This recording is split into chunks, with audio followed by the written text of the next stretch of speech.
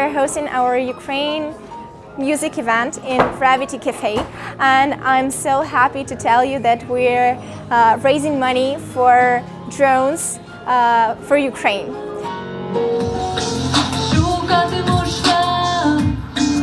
We have an amazing event organized by a group of volunteers who have been extremely hardworking in putting this event together. Extremely grateful for all the performers and singers. We had about 7 of them, and they were just all amazing. It's mostly was modern Ukrainian music.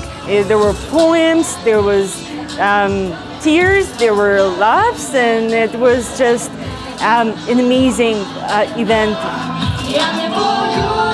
Об'єднуємо наші серця, відкриваємось, і щоб було блакитне, наче прозоре небо, так? Щоб над Україною було блакитне, світле небо.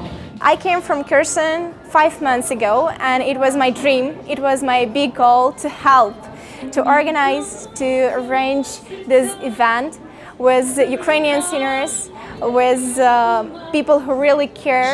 And I think it was very meaningful to get everyone together to sing, and singing, as everyone knows, is a Ukrainian thing to do, and it's very healing. We unite people. We collect money for a great cause.